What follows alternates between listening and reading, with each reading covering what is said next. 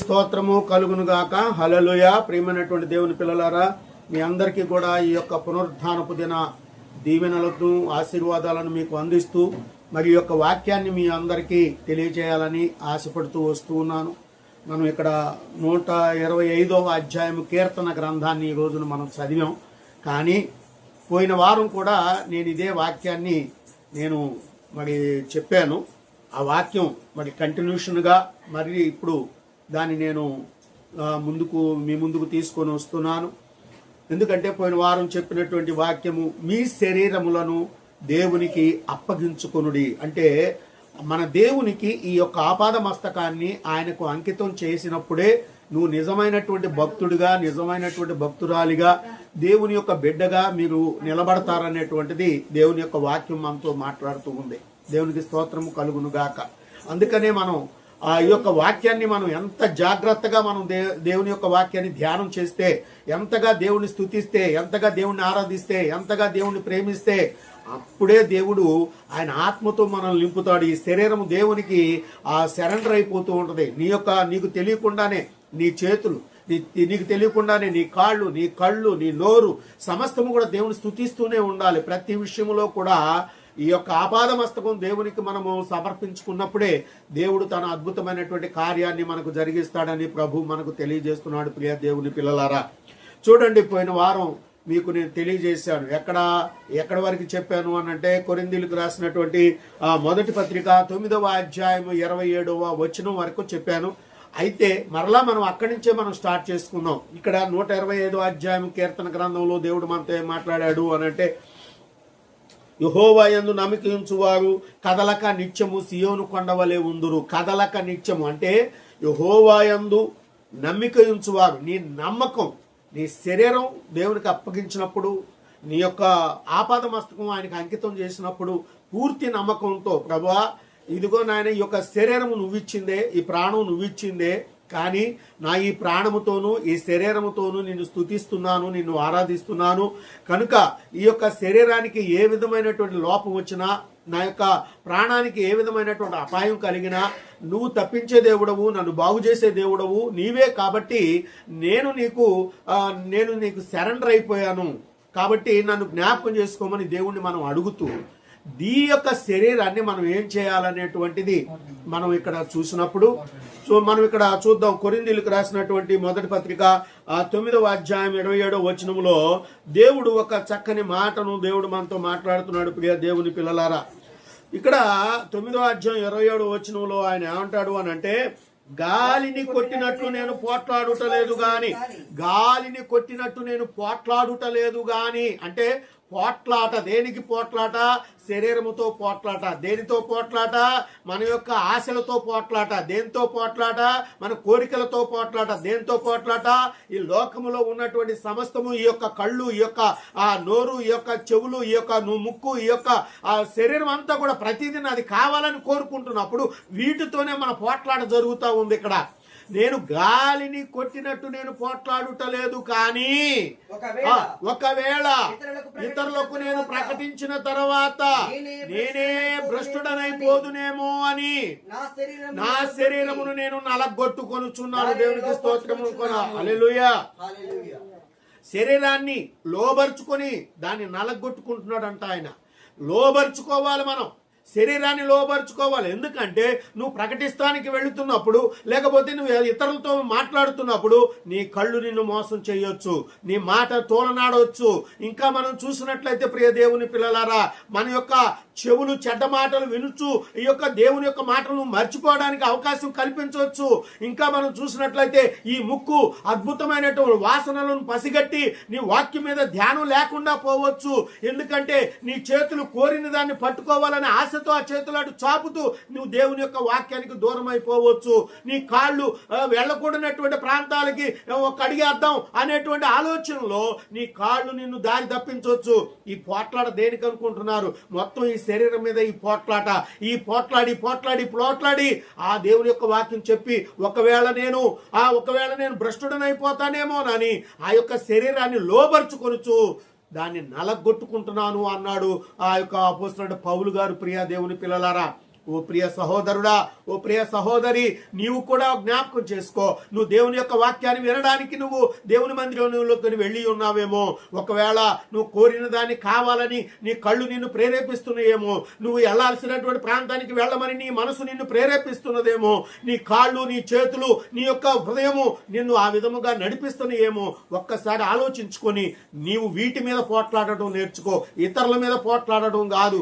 ఇతరుల మీద పోట్లాడి నేను నేను గొప్పవాణ్ణి అని నువ్వు అనిపించుకోవడం కాదు. ఎందుకంటే నీ శరీరం మీద నువ్వు ముందు పోట్లాడడం నేర్చుకో. నువ్వు గాలిని కొట్టినట్టు కాదు. ఇతరుల మీద నువ్వు పోట్లాడుతున్నప్పుడు అది గాలి మాటల కిందే వస్తాయి కానీ అది పరిశుద్ధమైన మాటల కింద రావు. అందుకని నిన్ను నువ్వుగా ముందు పోట్లాడుకోవాలి. అందుకని అంటాడు, గాలిని కొట్టినట్టు కాదు. ఇతరులతో నువ్వు మాట్లాడితే, ఇతరుల మీద పోట్లాడితే అది గాలిని కొట్టినట్టు. కానీ ఇక్కడ అది కాదు ఆయన అనేది. నన్ను నేను లోబరుచుకున్న శరీరాన్ని లోబరుచుకొనుచు దాన్ని నేనేం చేస్తున్నాను, నలగగొట్టుకొనుచున్నాను అన్నాడు. నీ శరీరాన్ని ముందు నువ్వు నలగొట్టుకోవాలి. అప్పుడే నీ జీవితం బాగుపడుతుంది. అప్పుడే నీ జీవితం ఆశీర్వదించబడుతుంది దేవుని పిల్లలారా. అందుకని పౌలు గారు అంత అద్భుతమైనటువంటి మాటను మాట్లాడాడు. ఆ తర్వాత ఇంకా మనం చూసినట్లయితే దీన్ని నలగొట్టుకోవటం వలన జరిగేది ఏమిటి అని అంటే, కొరింథీయులకు రాసినటువంటి ఆ 2వ పత్రిక 3వ అధ్యాయము చూడండి. ఇక్కడ ప్రియ దేవుని పిల్లలారా, కొరింథీయులకు రాసినటువంటి 2వ పత్రిక 3వ అధ్యాయము 7-8 వచనాలు మనం చదవవలసినటువంటి వారమై ఉన్నాం. దేవునికి స్తోత్ర. చూడండి, ఇక్కడ మరణకారమగు పరిచర్య రాళ్ల మీద చెక్కబడిన అక్షరములతో సంబంధించినదైనను మహిమతో కూడినదాయను. అందుకే మోషే ముఖం మీద ప్రకాశించుచుండిన ఆ మహిమ తగ్గిపోవునదైనను ఇశ్రాయేలు అతని ముఖము తేరి చూడలేకపోయిరి. దేవునికి స్తోత్ర. రాళ్ల మీద చెక్కినటువంటి ఆ యొక్క అక్షరాలు ఒకవేళ చెక్కిన అక్షరాలుగానే మనం అనుకోవచ్చు, కానీ ఆ అక్షరాలలో ఉన్నటువంటి ఆ యొక్క దేవుని యొక్క మహిమ ఆ యొక్క పట్టుకుని వస్తున్నటువంటి ఆ యొక్క మోషే మీద పడినప్పుడు ఇశ్రాయేలీలు ఆయన ముఖమును తేరి చూడలేకపోయిరి అన్నాడు ఆయన. ఇక్కడ దేవుని యొక్క వాక్యము కూడా నీవు దేవుని గ్రంథం చేత్తో పట్టుకొని ఆ యొక్క వాక్యమును నీ చేతిలో ఉన్నంతసేపు, ఆ వాక్యాలు నీ కళ్ళతో నువ్వు వాటిని చదువుతున్నంతసేపు నీ ముఖము తేజస్సుగా ఉంటుంది. అంటే దేవుని యొక్క గ్రంథం నువ్వు చేత్తో పట్టుకొని ఆ వాక్యాలు నువ్వు చదువుతున్నా నీ ముఖము తేజస్సుగా రాలేదు అని అంటే నీ శరీర లోపం కనపడుతుంది. అందుకని అంటున్నాడు, శరీరమును నేను లోబరుచుకొనుచున్నాను అన్నాడు పౌలు గారు. మరి నీ శరీరాన్ని నువ్వు లోబరుచుకుంటేనే కదా నీ ముఖం తేజస్సుగా కనపడేది. నువ్వు ఎక్కడికి వెళ్ళినా నిన్ను చూడగానే అమ్మ వందనాలమ్మా అని అన్నారు అని అంటే నీ ముఖం తేజస్సుగా ఉన్నట్టే లెక్క. ఇదిగో అయ్యగారు వందనాలండి, నేను పాస్టర్ని నువ్వు చెప్పుకోవసరలా, లేకపోతే నేను ఒక పెద్ద విశ్వాసిని అండి, నేను సంఘ పెద్దనని నువ్వు చెప్పుకోవసరలా. నీ ముఖం చూస్తేనే అవతల వాళ్ళు వందనాలండి అనాలి. అంటే దాని అర్థం ఏంటంటే నీ తేజస్సు నీ హృదయములో నుండి నీ ముఖాంతరములో ఎదుటి వారికి కనబడుతుంది.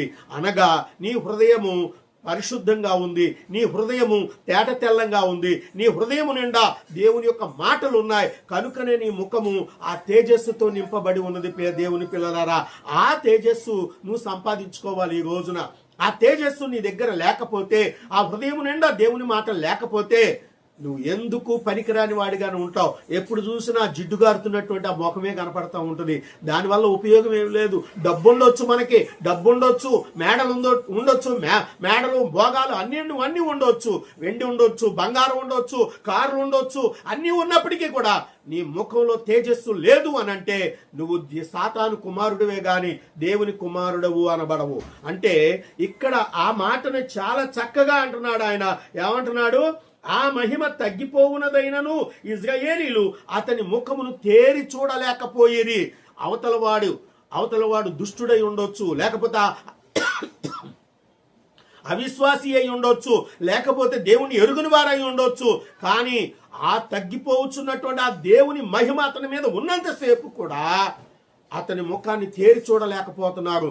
అలాగే నీవు కూడా ఉన్నట్లయితే నువ్వు దేవుని మందిరానికి వెళ్ళొచ్చినప్పుడు నీ ముఖం ఎంత తేజస్సుగా ఉండాలో తెలుసా? నువ్వు వాక్యాన్ని చదివి బయటకు వస్తున్నావు అని అంటే నీ ముఖం ఎంత తేజస్సుగా ఉండాలో తెలుసా? నిన్ను చూసినటువంటి వారు నీకు చేతులెత్తి నమస్కారం పెట్టాలంటే అయ్యా వందనాలయ్యా వందనాలమ్మా అనాలి. అలా అనాలి అని అంటే ఈ యొక్క దేవుని యొక్క వాక్యము, ఇది పేపర్ మీద వ్రాయబడినటువంటి వాక్యముగా నీకు కనబడి ఉండవచ్చును, కానీ దేవుని యొక్క మహిమ అది నీలోనికి ప్రవేశించినప్పుడు, ఆ వాక్యాన్ని నువ్వు చదువుతున్నప్పుడు, ఆ వాక్యము యొక్క లోతుల్లోకి నువ్వు వెళుతూ ఉన్నప్పుడు నీ ముఖము అంత తేజస్సుగా ఉంటది అని దేవుని యొక్క వాక్యము మనతో మాట్లాడుతుంది. ప్రియ దేవుని పిల్లలారా, దేవునికి స్తోత్రం. హల్లెలూయా. ఇంకా మనం చూసినట్లయితే ఇక్కడ ఏమంటున్నాడంటే 9వ వచనం కూడా చదువుదాం. శిక్షా విధికి కారణమైన పరిచర్యే మహిమ గలదైతే నీతికి కారణమైన పరిచర్య ఎంతో అధికమైన మహిమ కలుగును. అత్యధికమైనటువంటి మహిమ దీనికి ఉండుట వలన ఇంతకు మునుపు మహిమ గలదిగా చేయబడిన ఈ విషయములో మహిమ లేనిదాయను. తగ్గిపోవచ్చున్నదే మహిమ గలదై ఉండిన ఎడల నిలుచున్నది మరి ఎక్కువ మహిమ గలదై ఉండును కదా. దేవునికి స్తోత్రం. నీ హృదయములో నిలిచిపోయినటువంటి ఆ యొక్క దేవుని యొక్క వాక్యము మరి ఎక్కువ మహిమ గలదై ఉండును కదా. మనం ఈ వాక్యాన్ని ఇక్కడ దాని అర్థం ఏంటంటే, వాక్యం ఇక్కడ ఒక మాట అన్నాడు, తగ్గిపోవునదే మహిమ గలదైన ఎడల. అంటే తగ్గిపోవునదే అంటే నువ్వు చదివేసిన తర్వాత దీన్ని ఏం చేస్తావు, ఈ పేజీ ఇలా మూసేస్తాను అంటే అదేమైపోయింది, ఇప్పుడు తగ్గిపోయింది. అదే మహిమ గలదైతే అది నీలోనే నిలబడి ఉంటే అది మరి ఎక్కువైన మహిమ గలదై అయి ఉండును కదా అని అన్నాడు. దాని అర్థం నువ్వు నీ హృదయపు అంతరంగం లోపల ముద్రించబడాలి. అది ముద్రించబడినప్పుడే నువ్వు ఖచ్చితంగా దేవుని యొక్క మహిమను చూడగలుగుతావు. ప్రియ దేవుని పిల్లలారా, ఆ దేవుని యొక్క మహిమ నీలో నుంచి ఇతరులకు ప్రకాశించేటట్టుగా ఉండాలి. అది దేవుని యొక్క భక్తి అంటే. అంతేగాని మేము బైబిల్ పట్టుకుంటున్నాం, మేము గుడికి వెళ్తున్నాం, బైబిల్ పట్టుకుంటున్నాం, దేవుని వాక్యం చదువుతున్నాం, మేము మోకాళ్ళు వేసాం, మేము ప్రార్థన చేస్తున్నాం, ఇదిగో ఇతరులతో అందరికి వందనాలు చెబుతున్నాం, నేను నా నోట్లో ఎప్పుడు కూడా స్తుతి స్తుతి స్తుతి అంటున్నాను. ఇది కాదండి. దేవుని యొక్క వాక్యము నీ యొక్క హృదయములో విత్తబడాలి. అది మహావృక్షముగా ఎదగాలి. నువ్వు నిద్రపోతున్నా నిన్ను లేపి అయ్యా ఇది ఏంటి అని అంటే చక్కచక్క చెప్పగలిగేటటువంటి సామర్థ్యతను నువ్వు సంపాదించుకోవాలి. అప్పుడే దేవుని యొక్క మహిమ నీలో ఉన్నట్టుగా దేవుడు మనకు చూపిస్తాడు. ప్రియ దేవుని పిల్లలారా, దేవునికి స్తోత్రము కలుగును గాక. హల్లెలూయా. చూడండి, మరొక మాట చూపిస్తాను. 3వ అధ్యాయం 9వ వచనం కూడా ఇప్పుడు మనం చదివాం. దానికి ఏమంటున్నాడు? 9వ వచనంలో మనం చూసినప్పుడు ఏమన్నాడు? శిక్షావిధికి కారణమైన పరిచర్యే మహిమ గలదైతే అన్నాడు. అది శిక్షావిధికి కారణమైనటువంటి మహిమ గలదైతే శిక్షింపబడటానికి కారణం అంట ఏంటిది? ఇది దేవుని వాక్యం. ఎందుకు శిక్షింపబడాలి అని అంటే, దేవుడు ధర్మశాస్త్రంలో 10 ఆజ్ఞలు ఇచ్చాడు.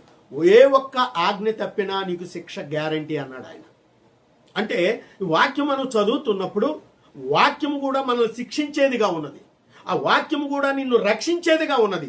శిక్షించేది అదే, రక్షించేది అదే. అందుకనే ప్రభు అంటున్నాడు, గాయము చేయవాడును నేనే, గాయమును కట్టువాడను నేనే అన్నాడు. అందుకని ఇక్కడ శిక్షించేదైనా దేవుని వాక్యమే, నిన్ను రక్షించేదైనా దేవుని వాక్యమే. అంటే ఆ శిక్ష నుండి తప్పించుకోవాలంటే దేవుని యొక్క ఆజ్ఞానుసారముగా నువ్వు బ్రతకడమే దాని యొక్క ముఖ్య ఉద్దేశం. దేవునికి స్తోత్రము కలుగును గాక. హల్లెలూయా. ప్రియమైనటువంటి దేవుని పిల్లలారా, మనం ఏ విధంగా దేవుని యొక్క వాక్యాన్ని వింటున్నాం, ఏ విధంగా దేవుని యొక్క వాక్యము లోతుల్లోకి వెళుతున్నావు, ఏ విధముగా దేవుని యొక్క వాక్యమును నీవు ఆపాదించుకుంటున్నావు, ఒక్కసారి ఆలోచించుకో.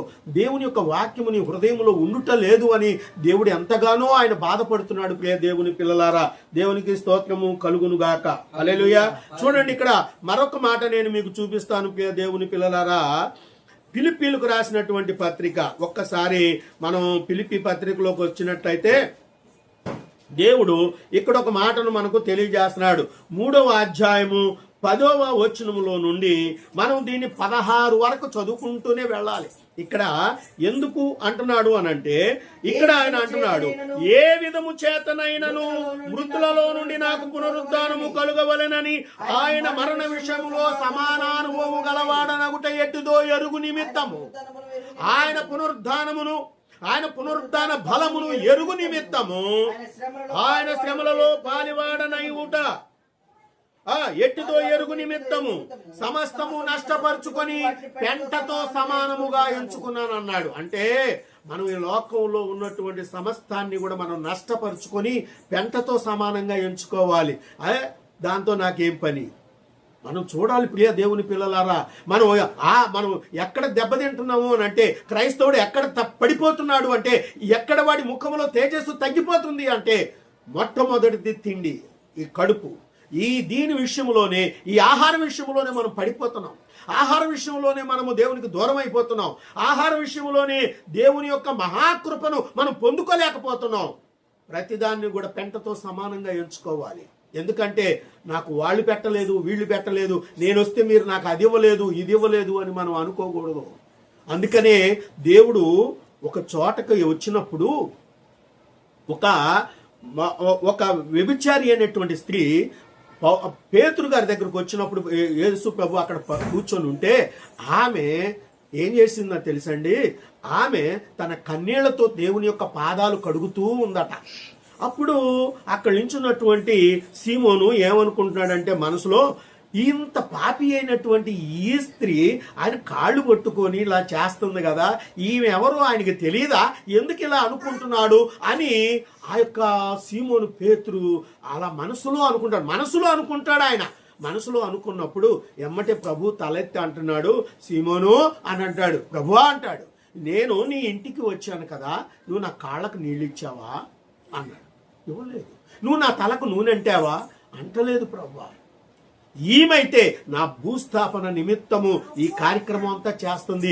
ఈమె తన పాపములు మరి ఎక్కువగా ఉన్నాయి కాబట్టి తన పాపాలను కడుక్కుంటుంది, తన కన్నీళ్లు నా పాదాల మీద పెట్టి కడుగుతుంది. అంటే దాని అర్థం ఏంటంటే, ప్రియ దేవుని పిల్లలారా, నీవు దేవుని మందిరానికి వెళ్ళినప్పుడు దేవుని పాదాల చెంత నీ కన్నీళ్లు విడిచి నా పాపం ఇది అని నువ్వు ప్రార్థన చేయమని దేవుడు చెప్తున్నాడు. అక్కడ దేవుని యొక్క సేవకుడు అక్కడికి వచ్చినప్పుడు నువ్వు నీళ్ళు ఇవ్వలేదు, తలకు నూనె పెట్టలేదు, కానీ ఆమె మాత్రము ఆ పని చేస్తూ ఉంది. దేవుని పిల్లలారా, ఎంత గొప్ప కార్యం! నాకు అది పెట్టలేదు, ఇది నువ్వు నీళ్ళు లేదు అని దేవుడు ముందెళ్ళి అడగలేదండి ఆయన్ని. ఆయన మామూలుగా ఆయన పిలిచాడు, వెళ్ళాడు, కూర్చున్నాడు. నాకు నీళ్ళు ఇవ్వలేదు మీరు అని అడగల. కానీ అక్కడ ఉన్నటువంటి క్రియ, ఆ క్రియ వల్ల ఆయన మనసులో అనుకున్న దాన్ని ఆయన దానికి గుర్తు చేశాడే కానీ ఆయన ఎదురాడి మాట్లాడలేదు, ఆయన పోట్లాడలేదు. మనమైతే అదే చేస్తున్నాం ఈ రోజున.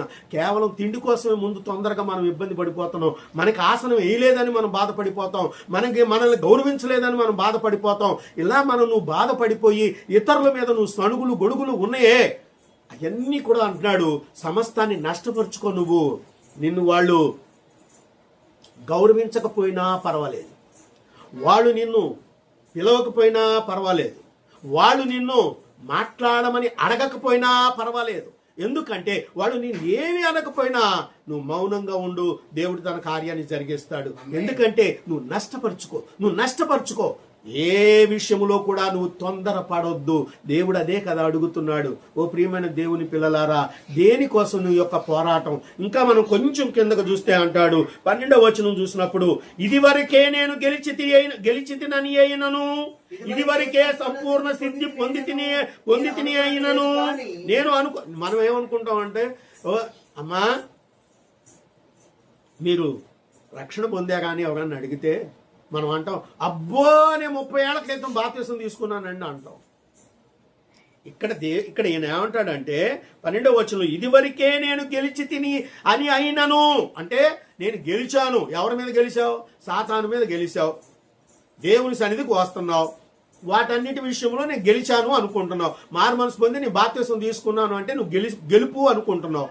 రెండో మాట ఏమంటున్నాడు ఆయన, సంపూర్ణ సిద్ధి పొంది తిని అయినను, సంపూర్ణ సిద్ధి నేను పొందుకున్నాను అని నువ్వు అనుకున్నప్పటికీ, సంపూర్ణ సిద్ధి అంటే దేవుని యొక్క ఆత్మ చేత నేను నింపబడి తిని, లేకపోతే నేను బల్లలో నేను చేయబెట్టి రొట్టె ద్రాక్షరసముని తీసుకొని దేవుని బిడ్డగా నేను ఉన్నాను అని నువ్వు గొప్పగా అనుకున్నప్పటికీ, నీ యొక్క శరీరంలో ఉన్న సమస్తమైనటువంటి నా పాపములన్నిటిని కూడా తొలగించుకొని నేను సంపూర్ణ సిద్ధి పొందాను అని నువ్వు అనుకున్నప్పటికీ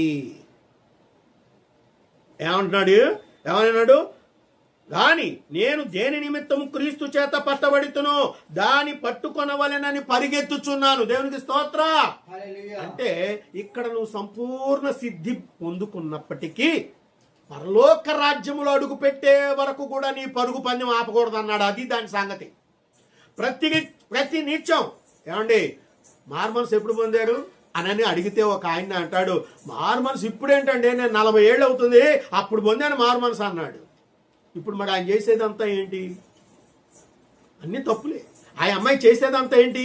అవన్నీ తప్పులే, అన్ని పొరపాట్లే, తప్పులే, గొడవలే, అహంకారాలు, దూషణలు, పలుకులు ఇవన్నీ వస్తూ ఉన్నాయి. కానీ మేము ఎప్పుడో పొందామంటున్నావు. మారు మనసు అనేది ప్రతి క్షణం నువ్వు పొందుతూనే ఉండాలి ప్రియ దేవుని పిల్లలారా. ప్రతి నిమిషము ప్రతి క్షణము కూడా దేవుని సన్నిధిలో మారు మనసు పొందుతూనే ఉండాలి. ఎందుకంటే నీ కంటి చూపులో పాపం, నోటి మాటలో పాపం, హృదయ తలంపులో పాపం, నీ కాలి నడకలో పాపం, నీ చేతి పనుల్లో పాపం. అసలు పాపం లేని నీ శరీరం అయితే కదా.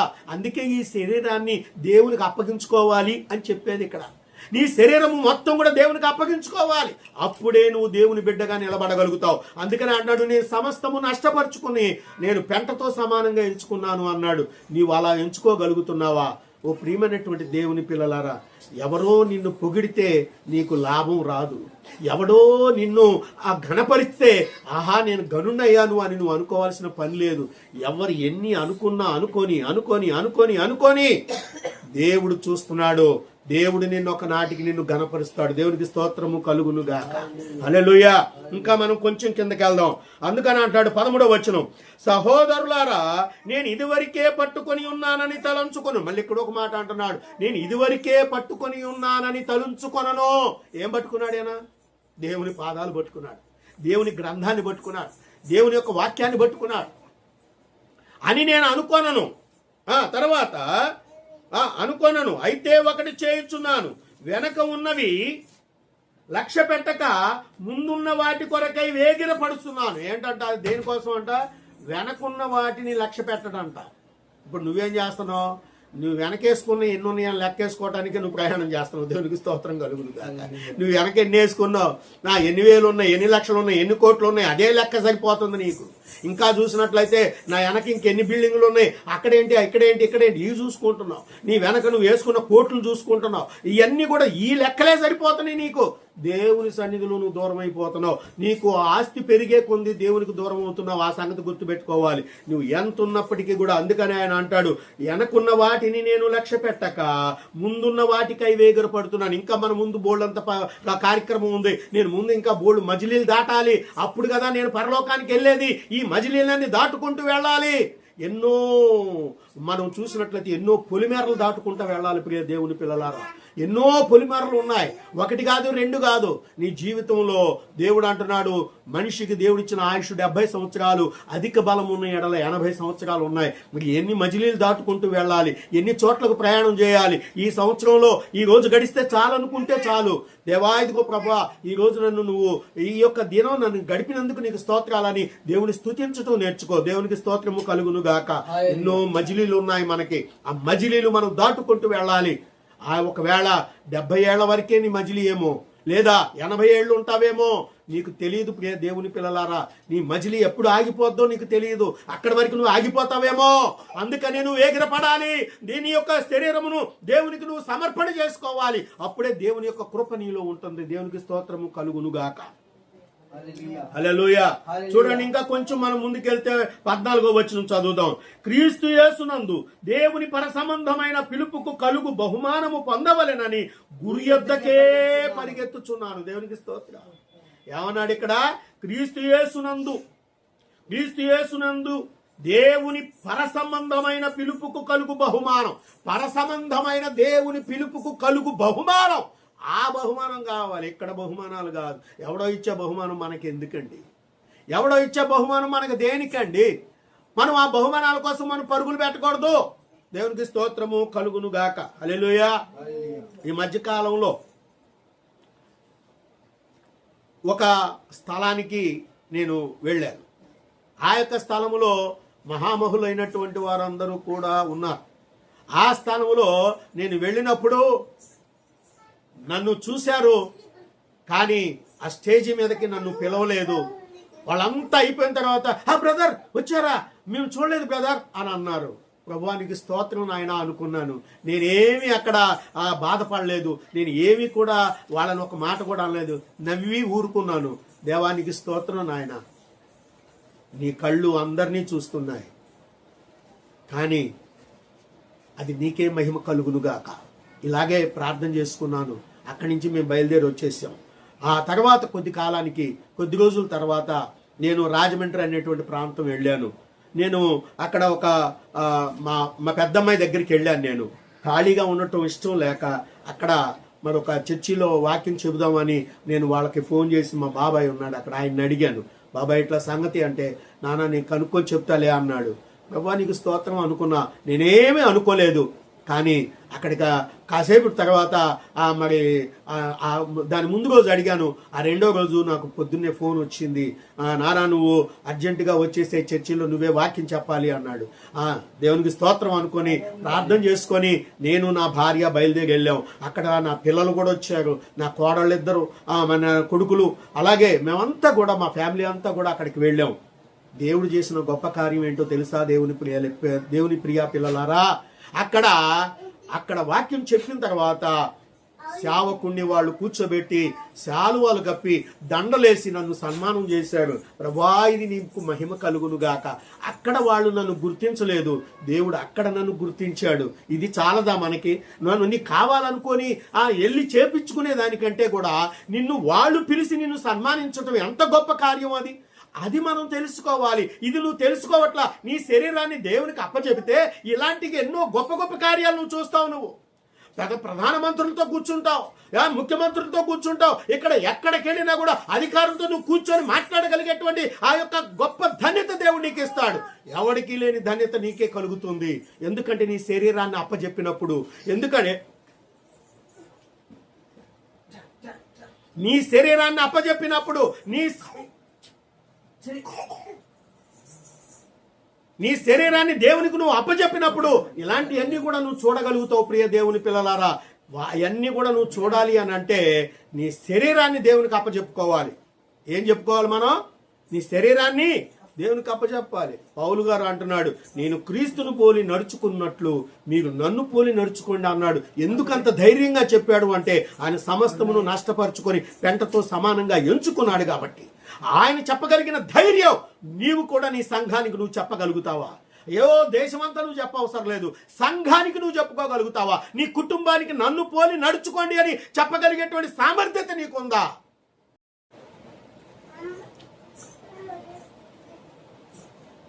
దేవునికి స్తోత్రము కలుగునుగాక. ఆ సామర్థ్యత నీ దగ్గర ఉందా?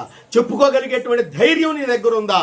ఓ ప్రియ దేవుని పిల్లలారా, అది నీ దగ్గర ఎందుకు లేదో తెలుసా?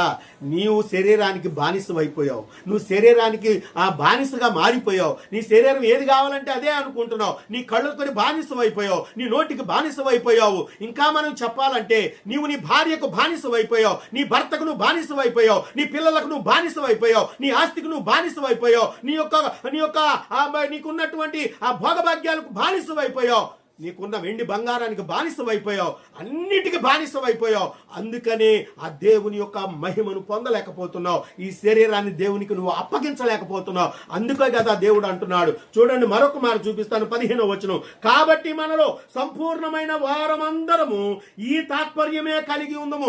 కాబట్టి మనం అందరం కూడా ఈ యొక్క దేవుని యొక్క సంపూర్ణతలో ఉన్న మనం అందరం కూడా ఈ తాత్పర్యమే కలిగి ఉండాలి. క్రైస్తవుడు అనేటువంటి ప్రతి వాడు కూడా ఈ తాత్పర్యంలోనే, ఈ వాక్యంలోనే మనం ముందుకు కొనసాగబడాలి. ప్రియ దేవుని పిల్లలారా, ఇంకా మనం చూస్తే అంటున్నాడు,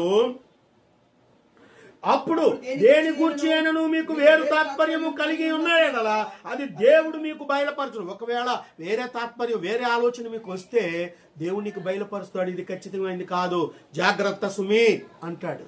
మరి నువ్వు దేవునికి శరీరాన్ని అప్పచెప్తేనే కదా ఆయన నీతో మాట్లాడేది. అప్పచెప్పినప్పుడే కదా ఆయన ఖచ్చితంగా నిన్ను దర్శించేది.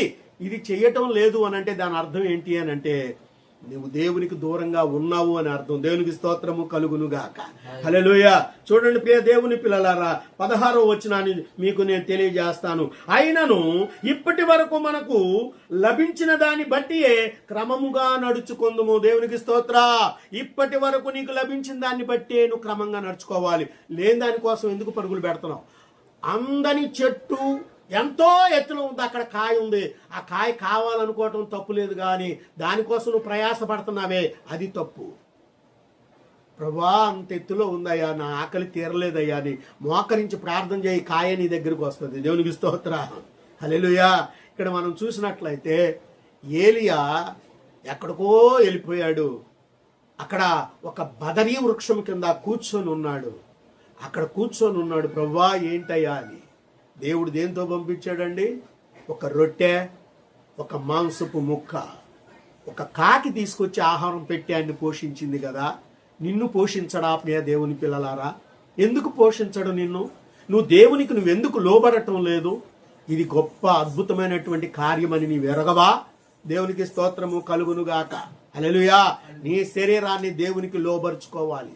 అప్పుడే దేవుడు గొప్ప కార్యం జరిగిస్తాడు. ప్రియ దేవుని పిల్లలారా, నేను మీకు ఒక విషయాన్ని చెప్తాను.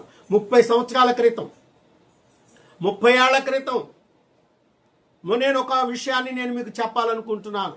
నెల్లూరు అనేటువంటి ప్రాంతంలో సతీపతుల సమావేశం అనేటువంటి ఆ యొక్క ప్రాంతాన్ని, అక్కడ ఉన్నటువంటి కరుణాకర్ గారు అనేటువంటి ఆయన మీటింగ్ పెట్టాడు. అప్పుడు మమ్మల్ని అందరినీ రమ్మన్నాడు. అక్కడికి వెళ్ళాం. దాదాపు విజయవాడ నుంచి కూడా దాదాపు 20-30 మంది పాస్టర్లు వచ్చారు. అందరం కూడా కలిసి వెళ్ళాం. బాగానే ఉంది. కానీ ఆఖరి రోజు ఒక రోజు వచ్చింది. ఆ రోజున వాళ్ళు మరి మంచి బిర్యానీ చేశారు. మటన్ బిర్యానీ బ్రహ్మాండంగా చేశారు. అందరు కూడా లైన్లో నిల్చున్నారు. దేవునికి స్తోత్రము కలుగును గాక. నేను, నా భార్య, మేము కూడా వెళ్ళాం. ఆమె ఒక లైన్లో ఉండి ఆమె తీసుకొని వచ్చింది. నేను ఒక లైన్లో ఉన్నాను. నా ముందే కొంతమంది పాస్టర్లు వచ్చి లైన్లోకి వస్తూ ఉన్నారు. అయినా నేను మౌనంగా నిల్చున్నాను. అలా అలా వెనక్కి ఉండే కొంచెం ముందుకు వెళ్లాల్సింది పోయి నా నడక వెనక్కి వెళ్తా ఉంది. వాళ్ళు వెళ్తా ఉన్నారు. ఇదంతా కూడా అక్కడ ఉన్నటువంటి కొంతమంది చూస్తూ ఉన్నారు, వడ్డించే వాళ్ళు. అలాగా నేను దగ్గరికి వెళ్ళాను. దగ్గరికి వెళ్ళిన తర్వాత ప్లేట్ ఇచ్చి అతను నవ్వాడు నన్ను చూసి. నేనేం మాట్లాడలేదు. భోజనం పెట్టాడు. అతను గంటి తీసుకొని ఆ బకెట్లో ఆ కూర తీసేటప్పటికి అందులో ముక్కలేమి లేవు. మామూలుగా ఒక పులుసు మాత్రమే పడింది. చూశాను, తీసుకున్నాను. సరే నానా అన్నాను. అంటే కాదండి, మీకేం పడలేదు కదా అన్నాడు. దేవునికి స్తోత్రం నాన్న, అయిపోయిందండి అన్నాడు. మరి ఇక్కడ అయిపోయింది. సరే నాన్న, దేవుడు నాకు ఈ రోజుకి ఇదే పెట్టాడు, దేవానికి స్తోత్రం అనుకొని అక్కడే చిన్న ప్రార్థన చేసుకొని ఆ ప్లేట్ తీసుకొని వెళ్ళిపోయాను. అక్కడి నుంచి దాదాపు ఒక విషయం చెప్పాలంటే ఒక 100 అడుగులు వేసుకోండి, 100-200 అడుగులు దూరంలో అక్కడ ఒక బిల్డింగ్లో అక్కడ అందరూ కూర్చొని తింటున్నారు. పాస్టర్లు అందరూ, అంటే మాతో పాటు వచ్చిన వాళ్ళందరూ అక్కడికి వెళ్ళి కూర్చున్నాం. అక్కడికి వెళ్ళిన తర్వాత ఒక పాస్టర్ గారు నన్ను ఎగతాళి చేశాడు. ఆయన అంటున్నాడు, దెబ్బలాటికి వెనక ఉండాలి, భోజనానికి ముందు ఉండాలి. అన్నా ఏంటన్నా కామ్రేడ్ అంటాడు. నన్ను ఎక్కువగా కామ్రేడ్ అని పిలుస్తాడు. అన్నా కామ్రేడ్ ఏంటిది అన్నాడు. నేను నిజంగా కామ్రేడ్ నేనయ్యా, నా యేసు కూడా కామ్రేడే, తెలుసా నీకు? కామ్రేడ్ అనగా మంచి స్నేహితుడు. నా స్నేహితుడైనటువంటి దేవుడు నాకు స్నేహంగా ఉన్నంత కాలం నాకే బాధ లేదు. ఈ రోజు దేవుడు నాకు ఈ ఆహారమే పెట్టాడు. అయ్యా నీకు స్తోత్రం నాయన అనుకున్నాను. అది తింటా ఉన్నాను. అయినా నన్ను ఎగతాళిగా మాట్లాడుతూ, అన్నా నేను 2 ముక్కలు వేస్తాను తినన్నా అంటున్నాడు. అవసరం లేదు నాన్న, దేవుడు నాకు ఇచ్చిన వారికి నేను సంతోషిస్తాను. ఒకవేళ నీ ఆహారము నీళ్ల మీద వేయము, చాలా దినములైన తర్వాత నీకు లభించును అంటున్నాడు దేవుడు. నా ఆహారం అక్కడే ఉంటే అది నా దగ్గరికే వస్తుంది. నువ్వు నాకు పెట్టాల్సిన అవసరం లేదు, నీకు ఇచ్చింది నువ్వు తిను అన్నా. నేను ఇలాగే మాట్లాడాను. దాదాపు అందరు పాస్టర్లు చూస్తున్నారు. ఈయన మాత్రం ఎగతాళిగా మాట్లాడుతూ ఉన్నాడు. నా భార్య కూడా అక్కడే కూర్చొని చూస్తూ ఉంది. మేమైతే ఒక్క మాట కూడా మాట్లాడలేదు. నా అన్నం దగ్గరలో పడతా ఉంది. కాస్త తింటున్నాను. ఈ లోపల నన్ను వెతుక్కుంటూ ఆ బకెట్ కూర తీసుకొని నన్ను వెతుక్కుంటూ, ఏంటండి అయ్య గారు ఇంత దూరం వచ్చి కూర్చున్నారా? నేను మిమ్మల్ని వెతుకుతున్నానండి, చాలా మందిని చూసుకుంటూ వస్తున్నాను అని చెప్పి గబగబా ఆ కూర తీసి నాకు పళ్ళెంలో వేసాడు. ప్రియ దేవుని పిల్లలారా, దేవునికి స్తోత్ర. అక్కడ చూస్తే వాళ్ళందరికంటే ఎక్కువ ముక్కలు నాకు అక్కడ పడ్డాయి. నేనే ఇతరులకు ఇదిగో తినండి అని వాళ్ళకే నేను పెట్టాను. దేవునికి స్తోత్రం కలుగును గాక. మనము అక్కడ పులుసు ఉంది అని మనం అనుకుంటే, నీకు ముక్క కావాలంటే ముక్క వస్తుంది, మంచి కూర కావాలంటే కూర వస్తుంది, మంచి పాయసం కావాలంటే పాయసం వస్తుంది. నీకు ఏది కావాలన్నా దేవుడు ఇస్తాడు. దేవుని మీద ఆధారపడు. అక్కడ ఉన్న దానికోసం పోట్లాడబాక. లైన్లో ముందు నువ్వు దూరమాక. ఓ సేవకుడా, ఓ సేవకురాలా, ఓ ప్రియ దేవుని పిల్లలారా, విశ్వాసులారా, మీ అందరికీ నేను చెప్తున్నాను, దేనికోసం పాకులాడొద్దు, పరిగెట్టొద్దు, దూరమాకండి. దేవుడు మీకు ఇస్తాడు. ఇది కదా దేవుడు. అందుకని ఇక్కడ ఆ 16వ వచనంలో అంటున్నాడు, అయినను ఇప్పటి వరకు మనకు లభించిన దానిని బట్టి క్రమముగా నడుచుకోవాలి. నాకు లభించిన దాన్ని బట్టి నేను క్రమంగా నడుచుకున్నాను. నా క్రమంలో నేను వెళ్ళాను. దేవుడు నన్ను క్రమబద్ధీకరించి నాకు కావలసినటువంటిది నాకు సమకూర్చాడు. దేవునికి స్తోత్రము కలుగునుగాక. హల్లెలూయా. చూడండి ప్రియ దేవుని పిల్లలారా, ఇలా చేయటం వల్ల ఏం జరుగుద్దో తెలుసా? ఇలా చేయటం వల్ల ఏం జరుగుద్దో తెలుసా? తిమోతీలకు రాసినటువంటి 2వ పత్రిక, మీకు బైబిల్లో ఉన్నటువంటి మీరు ఒకసారి మీ బైబిల్ గ్రంథాలు కూడా తెరిచి చూసుకోండి. అక్కడ తిమోతీలకు రాసినటువంటి 2వ పత్రిక 4వ అధ్యాయము 7-8 వచనాలు ఇప్పుడు మనం చదవాలి. అందుకని ఇక్కడ అంటున్నాడు, మంచి పోరాటము పోరాడి తిని, నా పరుగు కడముట్టించి తిని, విశ్వాసమును కాపాడుకొంటిని. ఇక మీదట నా కొరకు నీతి కిరీటం ఉంచబడి ఉన్నది. దేవునికి స్తోత్ర. నీతి కిరీటము, నీతి కిరీటం. నువ్వు ఇక్కడ బతికేది ఎంతకాలం? 70 ఏళ్ళు లేకపోతే 80 ఏళ్ళు అని చెప్పాను ఇందాక. దీనికోసమే నువ్వు పోరాటం చేస్తున్నావు. కానీ ఆ నీతి కిరీటం నువ్వు పొందుకుంటే 1000 సంవత్సరాలు దేవునితో స్తుతులు అర్పించుకుంటూనే ఉంటావు. దేవునికి స్తోత్ర అని అంటున్నాడు.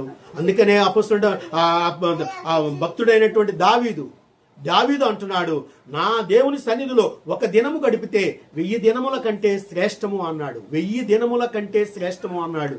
మరి నువ్వు ఇన్ని సంవత్సరాలు దేవుని సన్నిధిలో ఉంటే ఇంకా ఎన్ని దినాలు లెక్కేసుకోవాలండి? ఒక్క దినం దేవుని సన్నిధిలో గడిపితే 1000 దినాలు అన్నాడు కదా.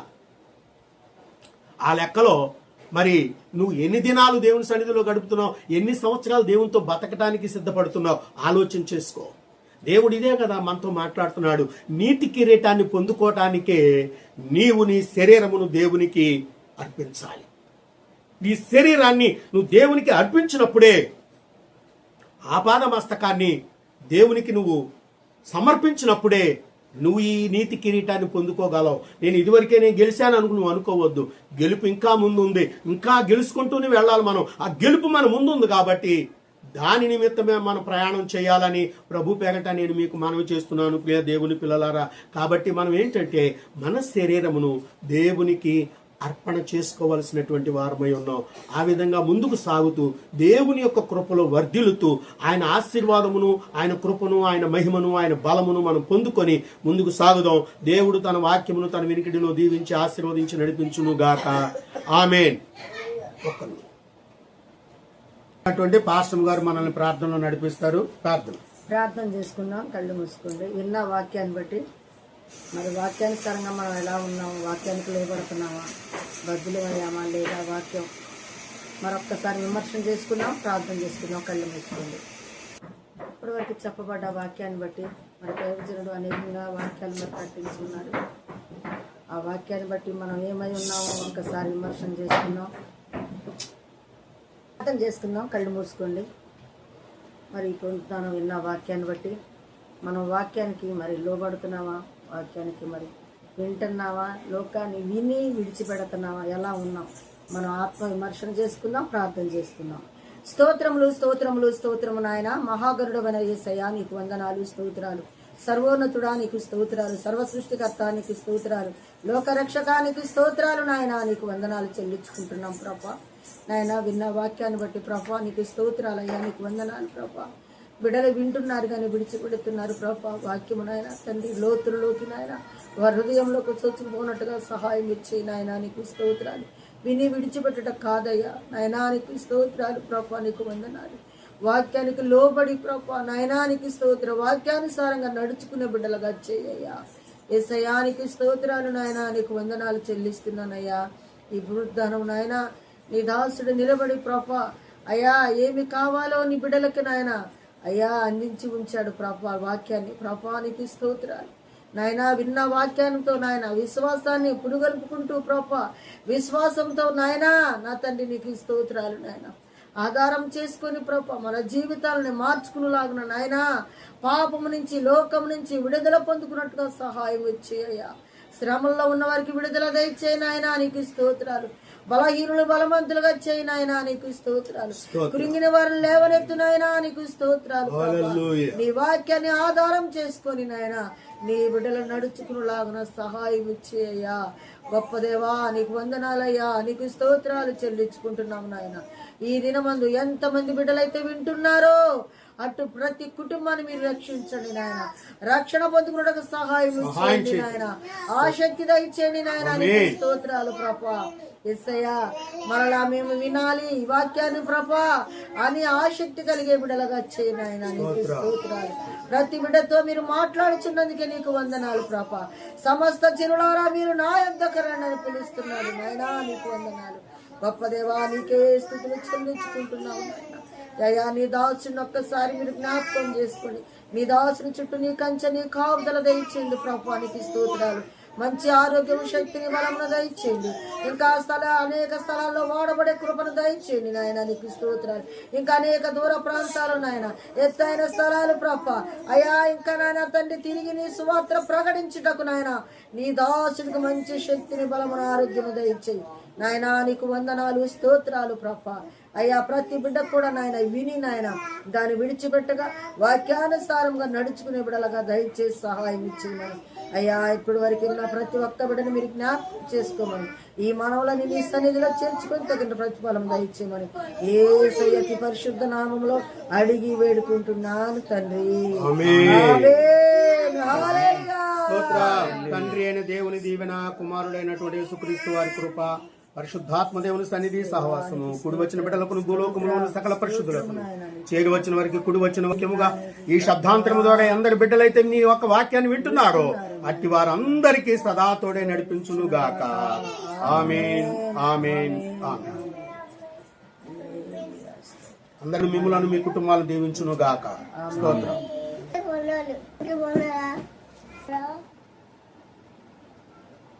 ప్రతి వాళ్ళు మాకింటున్నారా మీ బాధ్యతలకు మాకు ఫోన్ చేయండి. Phone number 900 7